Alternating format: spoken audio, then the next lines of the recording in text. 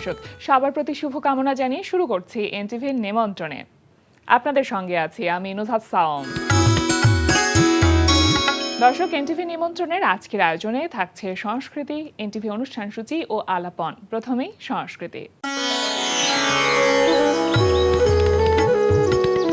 বাংলাদেশ শিল্পকলা একাডেমির জাতীয় চিত্রশালায় অনুষ্ঠিত হচ্ছে 24তম নবীন শিল্পী চারুকলা প্রদর্শনী 2025।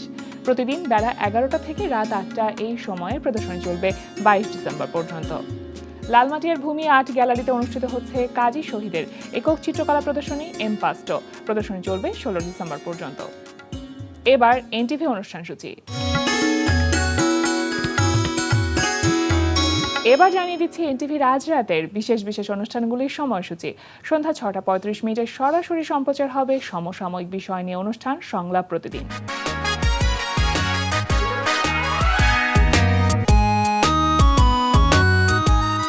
রাত 9টায় থাকছে অনুষ্ঠান স্যান্ডেলিনা গ্ল্যামার ওয়ার্ল্ড।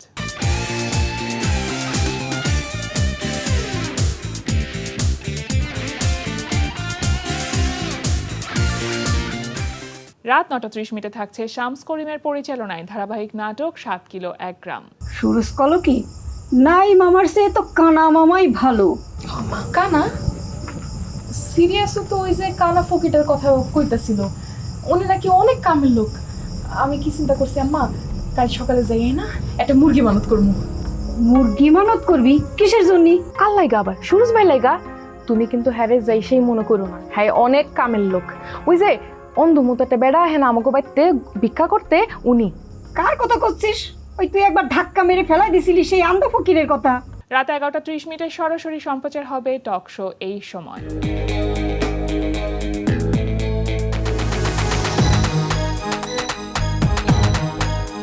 এই ছিল এনটিভির আজ রাতের বিশেষ বিশেষ অনুষ্ঠানগুলির সময়সূচি। এবার আলাপন। আজ 16 ডিসেম্বর, মহান বিজয় দিবস। প্রিয় দর্শক, আমাদের আলাপনের আজকের অতিথি আবৃত্তি শিল্পী টিটো মুন্সি। শুভ সকাল। শুভ সকাল। কেমন আছেন ভাইয়া? চলছে জীবন। শুরুতে আপনাকে জানাচ্ছি বিজয় দিবসের অনেক অনেক শুভেচ্ছা। বিজয় দিবস কিন্তু আমার জন্মদিনও। আচ্ছা, শুভ জন্মদিন, এটা কিন্তু জানা ছিল না। আজকে জন্মদিন এবং একই সাথে আজকে বিজয় দিবস, সুতরাং আজকের দিনটা আপনার জন্য তো ভীষণ রকম আমি তাৎপর্যপূর্ণ। সবসময় আমি এই দিনটা আসলেই আমি একদম ছোটবেলা থেকে আমার জন্মদিন কিন্তু স্বাধীনতার আগে না, তো বিজয় দিবসের আমার জন্মদিন আগে তারপরে হয়েছে বিজয়। 2 বছর পরে, আমি 69-এ আমার জন্ম, 71-এ। তা আমি কি পুলকিত থাকতাম, সকালবেলা মরি হবে, কুচকাওয়াজ হবে, সব মনে করি যে আমার জন্যই হচ্ছে। আপনার জন্মদিনটাই বলা যেতে পারে একটা উৎসব, এবং সেদিনই আমাদের আসলে বিজয় 1971 সালে আমরা বিজয় অর্জন করেছিলাম। তো জন্মদিনটা আসলে কিভাবে পালন করা হয় আপনার? ওই যে সবসময় আমি খুব মনে করি যে জাতি আমার জন্মদিনটা পালন করছে, যেখানে যাই সেখানে করে সবাই। আর 16 ডিসেম্বর তো ছুটি থাকতো আমার বাবা মার। আমার বাবা চাকরি করতেন, গভর্নমেন্ট অফিসার ছিলেন, ফার্স্ট ক্লাস গেজেটেড অফিসার। আমার মা ছিলেন শিক্ষয়িত্রী। সবারই ছুটির দিন ছিল, রান্না বান্না হতো বাসার মধ্যে, একটা আনন্দ। এবং ওইটা সত্যি সত্যি বাসায় পালন হতো, সব জায়গায় হতো। মানে উল্লসিত একটা ব্যাপার ছিল, উল্লসিত একটা দিন। বন্ধু বান্ধবদের মধ্যে হয়, সবাই জানে, সেটাই একটা অন্যরকম। আর এটা তো এরকম না যে জোর করে অনেকে লিখে দেয় 16 ডিসেম্বর জন্মদিন, এরকম তো না। সত্যি সত্যি আমার জন্মদিন। টিটো ভাই, আপনার ছোটবেলাটা কেমন ছিল? ছোটবেলাটা তো ছিল খুব, আমার বাবা মা ছিলেন তো, আমার বাবা মা অল্প বয়সে মারা গেছেন। খুব মজারই ছিল ছোটবেলাটা। আসলে আমাদের ছোট সময়টা সবারই কিন্তু অলমোস্ট ভালো ছিল, আপনি তো বুঝতেই পারেন, জানেন। এখন দিন যত যাচ্ছে, হ্যাঁ ভালো, এখনো ভালো হচ্ছে, কিন্তু তখনকার ভালো একরকম ভালো লাগা ছিল। এখনকার আবার ব্যস্ততা, নগরায়ন, মানুষের যেটা একটু আগে আপনি সঙ্গে কথা হচ্ছিল যে ভিড়, এইগুলা তো এখন। আর তখন ছিল ঢাকা শহর, কি মাত্র 15 লক্ষ লোক ঢাকাতে। হ্যাঁ, কি আপনার কি ঢাকাতেই বেড়ে ওঠা? আমি ঢাকাতেই বেড়ে ওঠা। আমার ঢাকাতেই বেড়ে ওঠা। পরিবারে এমন কেউ ছিলেন যিনি খুব সংস্কৃতি মনা ছিলেন? আমার মা বাবা দুজনই। আমার বাবা মা তো আমার ভারতীয় আমার টিচার ছিলেন, শিক্ষয়িত্রী বললাম। উনি গারো পাহাড়ের বুকে সুসং দুর্গাপুরে ওনার জন্ম, এবং জন্মভাবেই ওনারা যেন সংস্কৃতির সঙ্গে একদম ইয়েতে ছিলেন। সেই ছবি আঁকতেন দুর্দান্ত। উনি ভারতীশ্বরী হোমসে তখন রণদা প্রসাদ সাহা ছিলেন, আরপি সাহার সঙ্গে ছিলেন। শেষের দিকে আজিমপুর গার্লস স্কুলে ছিলেন, কিন্তু ওখানে থাকতে তারা কালচারাল ইগুলো করতেন, ড্রামা করতেন, ডান্স ড্রামা করতেন, এই কালচারের সঙ্গে একদম ছিলেন। রবীন্দ্রসঙ্গীত গাইতেন, আমার মা খুব ভালো গাইতেন নিজে নিজেই, মানে আমরা ওইরকম তাকে শিখতে শুনিনি অথবা শিখেছেন এরকম জানি, কিন্তু ছবি আঁকা দেখেছি, খুব ভালো ভালো ছবি ছিল আগে। এগুলো সব কালের মানে হারিয়ে গেছে, অনেক কিছু মন খারাপ লাগে এগুলো চিন্তা করলে। বাবা অনর্গল কবিতা মুখস্থ বলতো। আচ্ছা, এটা যে কিভাবে তার এত কবিতা, এবং আমার অনেক কবিতা বাবার মুখ থেকে শুনতে শুনতে মুখস্থ হয়েছে। দারুণ। বাবা নাকি মা, মানে আপনার যদি স্বভাবের কথা বলি, কার মতন হয়েছেন আপনি? আমি মায়ের দিকে বেশি হয়েছি, মায়েরটা বেশি পেয়েছি, এটা আমার মনে হয়। আর বাবার তো অনেক, বাবারও মানে একটা যে তার ওই যে বললাম যে কালচারাল কবিতাগুলা, তার ইগুলা, বাবা মা মিশিয়ে আসলে আমরা হই আসলে, আমার মনে হয়। এবং আপনার জীবনে আপনার বোনের একটা বড় অবদান আছে, যদি আপনার কবিতার জায়গাতেই বলি। সেটা আসলে কেমন বা কতটা? আমার ছোট বোনটার কথা বলছিলাম আমি আজকে টিটু মুন্সি, আজকে যে জায়গায় আমি আছি, আজকে যে টিটু মুন্সি আমি যদি হয়ে থাকি, আপনাদের কাছে যদি ভালোবাসা পেয়ে থাকি, এটার জন্য আমার ছোট বোনটা সমস্ত কৃতিত্ব তার। আচ্ছা, তার নাম লোপা, ফাহমিদা লোপা।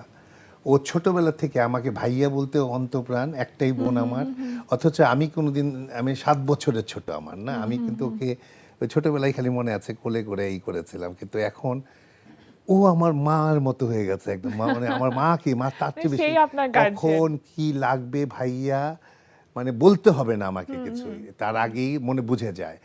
আমার পেশা হিসাবে আসলে কি, এটা চ্যালেঞ্জিং, এই পেশা হিসাবে আমাদের শিল্প সংস্কৃতিতে ওভারঅল টিকা খুব কঠিন পেশা হিসাবে আমাদের দেশে, কারণ আপনি জানেন আমাদের সুবীর নন্দীর মতো লোকও চাকরি করতেন, সব একটা করে পাশাপাশি এটা নেওয়া যায়, কিন্তু আমাদের এটা আসলে এটা হয়নি। তা আমার সবচেয়ে বড় সাপোর্ট আমার ছোট বোনটা আমাকে, আজকে যে টিটু মুন্সি আমি, এটার পিছনে ওর অবদান সবচেয়ে বেশি। ও আমাকে না চাইতেই কিছু চাইতে হয় না, ও দিয়ে যাচ্ছে ক্রমান্বয়ে। প্রতি মাসে আমার খরচগুলো কত টাকা দিয়ে দিচ্ছে, ও নিজে চাকরি করে, হাত পুড়ে যাচ্ছে, ওখানে ইউএসএ তে আছে এখন, আগে থেকেই দিত, এখন তো মানে আরো বেশি ইউএসএ তে আমার জন্য সে চাকরিটাই করে। সে আমার বোন জামাইও কোনো মানে ওরা সবাই মিলে সাপোর্ট দিচ্ছে, ও যেহেতু ভালোবাসে, ওর কথাই একটা যে ভাইয়ার ব্যাপারে কিছু বলা যাবে না, ওই ভাইয়া আলাদা। এই যে বোনের কথা বলছেন ভাইয়া, আবার মায়ের কথাও আসলো কিন্তু না, কথা প্রসঙ্গে মা বা বোন তাদের যে মায়া, সেটা তো একেবারে অন্যরকম। আমরা তো এই যে দেশমাতৃকার কথা বলি, সেটাও একটা মায়ার ব্যাপার, যে দেশপ্রেমটা আমরা যদি ভেতরে লালন করতে না পারি, তাহলে আসলে দেশাত্মবোধটা তো আসলে আসে না। একটি কবিতা শুনতে চাইবো, দেশের কোনো কবিতা। সেটাই না রে, দেশপ্রেমের জন্য যেটা বললেন সুন্দরভাবে বলেছেন আপনি, না যে নারী এবং দেশ দুইটাই মানে জননী জন্মভূমি। আমার মনে নারী কবিতাটা নজরুলের একটু আমি যদি শোনাইতে, আমার খুব ইচ্ছে করছে, কারণ আজকে সাম্যের গান গাই। আমার চোখে পুরুষ রমণী কোনো ভেদাভেদ নাই, এ বিশ্বে যা কিছু মহান সৃষ্টি চির কল্যাণকর, অর্ধেক তার করিয়াছে নারী, অর্ধেক তার নর। এ বিশ্বে যা কিছু এলো পাপ তাপ বেদনা অশ্রুবাড়ি, অর্ধেক তার আনিয়াছে নর, অর্ধেক তার নারী। নরকুণ্ড বলিয়া কে তোমা করে নারী হেয় জ্ঞান, তারে বলো আদি পাপ নারী নহে, সে যে নর শয়তান। অথবা পাপ যে শয়তান যে, নর নহে নারী নহে, ক্লীব সে, তাই সে নর নারীতে সমান মিশিয়া রহে। এ বিশ্বে যত ফুটিয়াছে ফুল, ফলিয়াছে যত ফল, নারী দিল তাকে রূপ রস মধু গন্ধ সুনির্মল। তাজমহলের পাথর দেখেছ, দেখিয়াছ তার প্রাণ, অন্তরে তার মমতাজ নারী, বাহিরিতে শাহজাহান। জ্ঞানের লক্ষ্মী, গানের লক্ষ্মী, শস্য লক্ষ্মী নারী, সুষমা লক্ষ্মী নারী ফিরেছে রূপে রূপে সঞ্চারী। পুরুষ এনেছে দিবসের জ্বালা, তপ্ত রৌদ্র দাহ, কামিনী এনেছে যামিনী শান্তি, সমীরণ বাড়িবাহ। দিবসে দিয়াছে শক্তি ও সাহস, নিশীথে হয়েছে বধূ, পুরুষ এসেছে মরুতৃষা লয়ে, নারী যোগায়েছে মধু। শস্যক্ষেত্র উর্বর হলো, পুরুষে চালালো হল, নারী সেই মাঠে শস্য রূপিয়া করিল সুশ্যামল। নর বাকে হল, নারী বকে জল, সেই জল মাটি মিশে ফসল হইয়া ফলিয়া উঠিল সোনালী ধানের শেষে। স্বর্ণরৌপ্য ভার, নারী রঙ্গ পরশ লোভিয়া হয়েছে অলঙ্কার। নারীর বিরখে, নারীর মিলনে, নর পেল কবি প্রাণ, যত কথা তার হইল কবিতা, শব্দ হইল গান। জগতের যত বড় বড় জয়, বড় বড় অভিযান, মাতা ভগ্নী ও বধূতের তেগে হইয়াছে মহিয়ান। কোন রণে কত খুন দিল নর, লেখা আছে ইতিহাসে। কত নারী দিল সিঁথির সিঁদুর, লেখা নাই তার পাশে। কত মাতা দিল হৃদয় উপারি, কত বোন দিল সেবা, বীরের স্মৃতিস্তম্ভের গায়ে লিখিয়া রেখেছে কেবা। কোন কালে একা হয়নি কো জয়ী পুরুষের তরবারি, প্রেরণা দিয়াছে, শক্তি দিয়াছে বিজয় লক্ষ্মী নারী। রাজা করিতেছে রাজ্য শাসন, রাজারে শাসিছে রানী, রানীর দরদে ধুইয়া গিয়াছে রাজ্যের যত গ্লানি। পুরুষ হৃদয়হীন মানুষ করিতে নারী দিল তারে আধিক হৃদয় ঋণ। ধরায় যাদের যশ ধরে নাকো অমর মহামানব, বরসে বরসে যাদের স্মরণে করি মোরা উৎসব। খেয়ালের বসে তাদের জন্ম দিয়াছে বিলাসী পিতা, লব কুশে বনেতে দিয়াছে রাম, পালন করেছে সীতা। নারী সে শিখালো শিশু পুরুষের স্নেহ প্রেম দয়া মায়া, দীপ্ত নয়নে পড়ালো কাজল বেদনার ঘন ছায়া। অদ্ভুত রূপে পুরুষ পুরুষ করিল সে ঋণ শোধ, বুকে করে তারে চুমিল যে সে করিল তারে অবরোধ। তিনি নর অবতার, পিতার আদেশে জননীরে যিনি কাটেন হানি কুঠার। পার্শ্ব ফিরিয়া শুয়েছেন আজ অর্ধ নারীশ্বর, নারী চাপা ছিল এতদিন, আজ চাপা পড়িয়াছে নর। সে যুগ হয়েছে বাসি, যে যুগে পুরুষ দাস ছিল নাকু, নারীরা ছিল দাসী। বেদনার যুগ, মানুষের যুগ, সাম্যের যুগ আজি, কেহ রহিবে না বন্দি, কাহারও উঠিছে ডঙ্কাবাজি। নর যদি রাখে নারীরে বন্দি, তবে এর পর যুগে আপনারই রচা ওই কারাগারে পুরুষ মরিবে ভোগে। যুগের ধর্ম এই, পীড়ন করিলে সে পীড়ন এসে পীড়া দেবে তোমাকেই। শোনো মর্তের জীব, অন্যের যত করিবে পীড়ন, নিজে হবে তত ক্লীব। স্বর্ণরৌপ্য অলঙ্কারের যক্ষ পুরীতে নারী, করিল তোমায় বন্দিনী, বলো কোন সে অত্যাচারী। আপনারে আজ প্রকাশের তব নাই সেই ব্যাকুলতা, আজ তুমি ভীরু আড়ালে থাকিয়া নেপথ্যে কও কথা। চোখে চোখে আজ চাহিতে পারো না, হাতে রুলি পায়ে মল, মাথায় ঘোমটা ছিঁড়ে ফেলো নারী, ভেঙে ফেলো শিকল। যে ঘোমটা তোমা করিয়াছে ভীরু, ওরাও সে আভরণ, দূর করে দাও দাসীর চিহ্ন ওই যত আভরণ। ধরার দুলালি মেয়ে ফিরে না তো আর গিরিধরে বনে সখী শনে গান গেয়ে।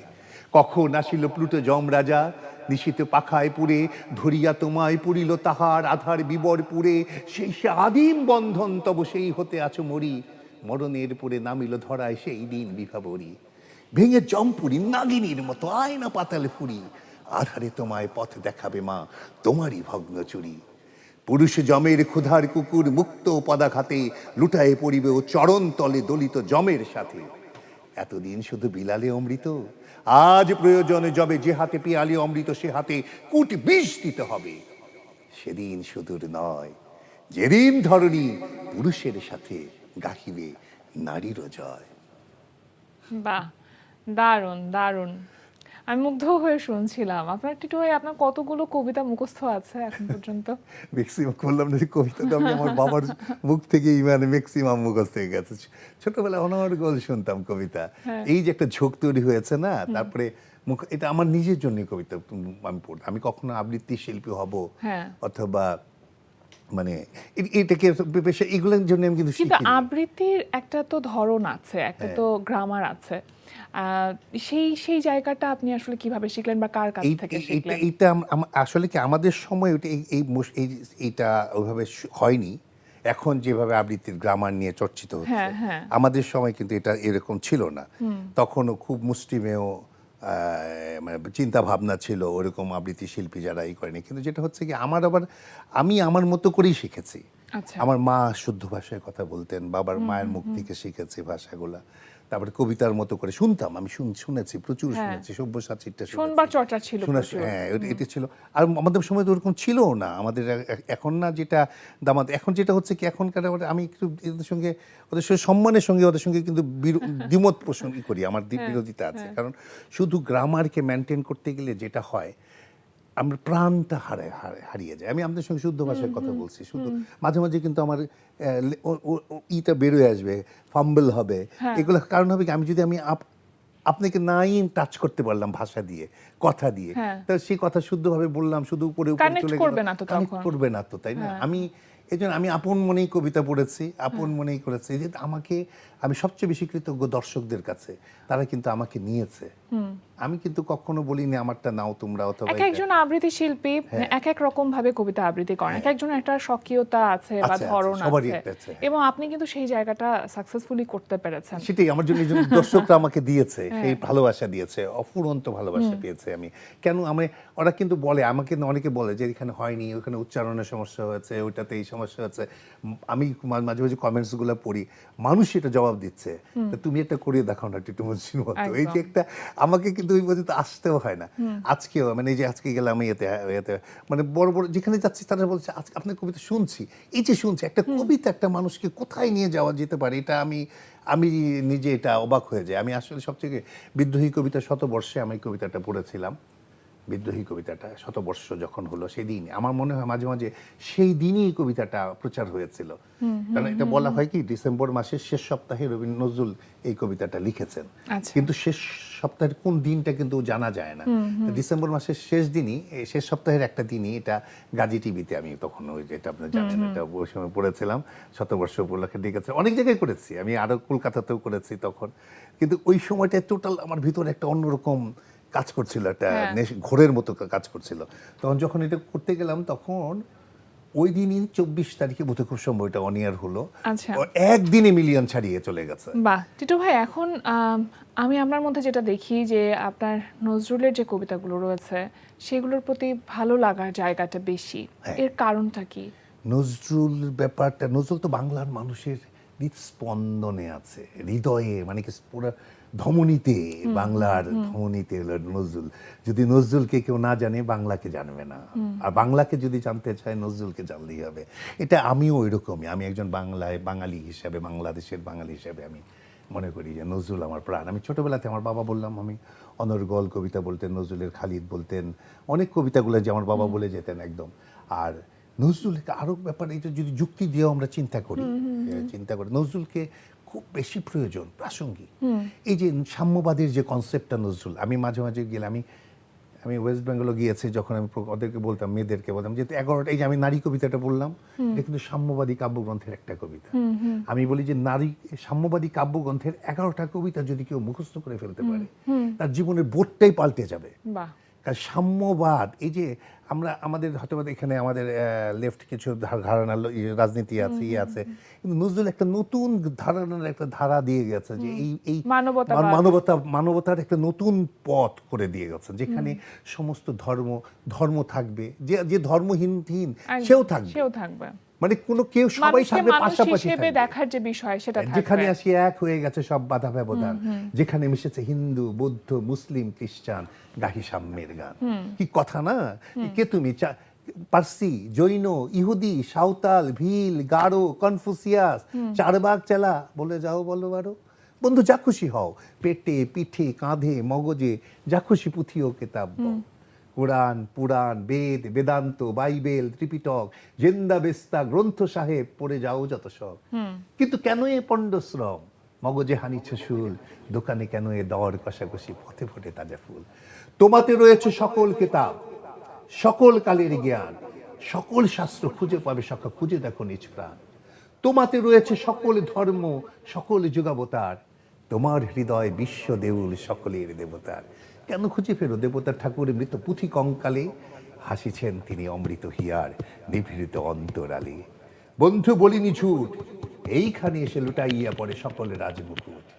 এই হৃদয়ই সেই নীলাচল, কাশী, মথুরা, বৃন্দাবন, বুদ্ধ গয়ায়, জেরুজালেমে, মদিনা, কাবা ভবন, মসজিদে, মন্দিরে, গির্জায় এই হৃদয়, এইখানে বসে ঈসা মুসা পেল সত্যের পরিচয়। এই রণভূমে বাসির কিশোর গাহিলেন মহাগীতা, এই মাঠে হলো মেষের রাখাল, নবীরা খোদার মিতা। এই কন্দরে আরব দুলাল শুনিতেন আহ্বান, এইখানে বসে গাহিলেন তিনি কোরআনের সামগান। মিথ্যা শুনিনি ভাই, এই হৃদয়ের চেয়ে বড় কোনো মন্দির কাবা নাই। এবং আরেকটা জিনিস, আজকের দিন একটা জিনিস আরেকটা এটার সঙ্গে বলতে হবে। আজকে 16 ডিসেম্বর, 15 ডিসেম্বর, একদিন আগেই এই বছরই 100 বছর পূর্ণ হতে যাচ্ছে এই কাব্যগ্রন্থের, সাম্যবাদী কাব্যগ্রন্থের বিশেষ দিনে আমরা কিন্তু প্রোগ্রামটা করছি। 15ই ডিসেম্বর শতবর্ষ হলো, আজকে 16ই ডিসেম্বর। এর জন্য এনটিভিকে ধন্যবাদ এই শতবর্ষের এই আয়োজনে আমাকে সুযোগ দেওয়ার জন্য। আমি সাম্যবাদী কাব্যগ্রন্থ নিয়ে এই কথাগুলো বললাম, এই জন্য বললাম যে সাম্যবাদী কাব্যগ্রন্থ একটা প্রয়োজনীয় একটা, এটা শুধুমাত্র কবিতা না, এটা একটা জীবন আদর্শ, হ্যাঁ, জীবনের ধারণ পথ করবার ধারণ ব্যাপার। করতে হবে। হ্যাঁ। পাপ, যে নারী কবিতাটা বললাম, পাপ কবিতা নিয়ে বলতেছে যে জগতের যত পাপী তাপী সব মোর বোন, সব মোর ভাই। টিটু ভাই, একটি প্রশ্ন করতে চাই আপনাকে, যে আমরা অনেক আবৃত্তি শিল্পীকে দেখেছি তাদের নিজেদের সংগঠন করতে এবং নতুনদেরকে আরো উদ্বুদ্ধ করতে কবিতার জন্য, আবৃত্তির জন্য। সেক্ষেত্রে আপনি আসলে কাজ করেছেন কবিতা নিয়ে, সেটা কিন্তু ভিন্নভাবে। এটা আসলে কেন? আমি এখনো ওইভাবে, আমি ব্যক্তি একজন একাই হিসাবে আমি আসলে এসেছি, তবে বোধহয় একা থাকতে পারবো কিনা সন্দেহ আছে। কারণ মানুষের এবার নতুন কুড়ি হলো বাংলাদেশ টেলিভিশনে প্রতিযোগিতা, এটা খুব অনেক দিনের কাঙ্ক্ষিত এই প্রতিযোগিতাটা আবার শুরু হয়েছে। তো সেখানে বাচ্চারা আমার খুব করে ধরেছে আমাকে যে আপনি শিখাবেন না কেন, আমার কাছে দেখতে আসছে। আমি বিচার করতে বসছি ওখানে বিচারক হিসেবে, বাচ্চা আরেক ইয়েতে পড়ে গেছে, সে খালি বারবার বলছে টিটু মুন্সিকে একটু দেখবো, টিটু মুন্সি আমার কাছে দেখবে। দেখার পরে তাদের একটাই কথা, আপনার কাছে শিখতে চাই। তো এখন এই জন্য আমার হয়তোবা আমি একা সংগঠনের দিকে আলটিমেটলি হয়তোবা যেতে হবে, শুধুমাত্র ওই সব কারণে। আমি কিন্তু আসলে কবিতা পড়তেই বেশি ভালোবাসি, সঙ্গ শিখানো হচ্ছে যদিও, কিন্তু সবাই বলছে যে না কেন শেখাবে না। আমি পড়তে, আমি নতুনদের ইদানিং, আগে আমি নজরুলের কবিতা ছাড়া আগে কোনোদিন আমি এতদিন আমি কবিতা পড়িনি। এই 1 মাস ধরে হয়তো আমি নজরুলের কবিতার বাইরে নতুন কবিদের কবিতা পড়ছি। নতুন কবিতার কিছু খরচ হয়তো বা হয়, যেগুলো টেকনিক্যাল যে খরচগুলো আছে তারা দিলে আমি ক্যামেরা দিয়ে শুট করে ওইটা একদম বেশ ভালো, আমি দর্শকরা দেখছি এটাও নিচ্ছে, প্রচুর নিচ্ছে। আমি 1 মাস হয়েছে আমি এটা পড়ছি, আমি এটা স্কোপ পেয়েছি, তাই এই নতুন কবিদের কবিতা পড়ছি আমি। এটা আমার ভালো লাগে, নতুন এবং নতুনদের কবিদের যে একটা কবিতা, যে আমি এটা না পড়লে বুঝতাম না বাংলার কবিরা যে কত জ্ঞানী। দিদি ভাই কি বলবো, এটা না জানলে আপনি বুঝবেন না, চিন্তাও করতে পারবেন না, এত জ্ঞান। এই দেশে কোনোদিন মানে এইখানকার মানুষে মানে কলুষিত আসা সম্ভব না, যে দেশের পথে ঘাটে আনাচে এরকম শিল্প, সাহিত্য, সংস্কৃতি আসলে আমাদের শেকড়ের কথা বলে, এবং শেকড়ের সাথে আমরা যত বেশি আষ্টে পিষ্টে থাকবো, আমরা নিজেরাই অনেক বেশি শক্তিশালী হয়ে উঠবো। আজকে এই বিজয় দিবসের আমাদের এই আলাপনে অতিথি হয়ে আসবার জন্য টিটু ভাই আপনাকে অসংখ্য ধন্যবাদ। সবসময় খুব ভালো থাকবেন, এমনটাই প্রাণবন্ত আর হাসি খুশি থাকবেন। আপনাকে অনেক ধন্যবাদ দিদি ভাই, আপনার সঙ্গে কথা বলে খুব খুব ভালো লাগলো। এবং আমার এনটিভির দর্শকদেরকে উদ্দেশ্যে আমার অন্তঃস্থল থেকে ভালোবাসা, আজকে আমার জন্মদিন, বিজয় দিবসের ভালোবাসা, প্লাস নজরুলের সাম্যবাদী কাব্যগ্রন্থের বৎসরের ভালোবাসা। আপনারা নজরুলের সাম্যবাদী কাব্যগ্রন্থ মুখস্থ করবেন, আপনারা সেই পথ চলবেন, এটুকু কামনা করি। প্রিয় দর্শক, আমরা চলে এসেছি অনুষ্ঠানের শেষ প্রান্তে। অনুষ্ঠান সম্পর্কে আপনার মতামত জানাতে মেইল করুন এনটিভির নিমন্ত্রণে @ntvbd.com। বিশ্বের যে কোনো প্রান্ত থেকে যে কোনো সময় এনটিভির নিমন্ত্রণে দেখতে ভিজিট করুন আমাদের পূর্ণাঙ্গ ওয়েব পোর্টাল www.ntvbd.com। এছাড়া এনটিভির সব জনপ্রিয় অনুষ্ঠান ও খবরের আপডেট পেতে ভিজিট করুন আমাদের ইউটিউব চ্যানেল ও ভেরিফাইড ফেসবুক পেজে। সবার মঙ্গল কামনায় আজকের মতো এখানেই শেষ করছি। সবাই ভালো থাকুন, সুস্থ থাকুন, সুন্দর হোক আপনার প্রতিটি মুহূর্ত।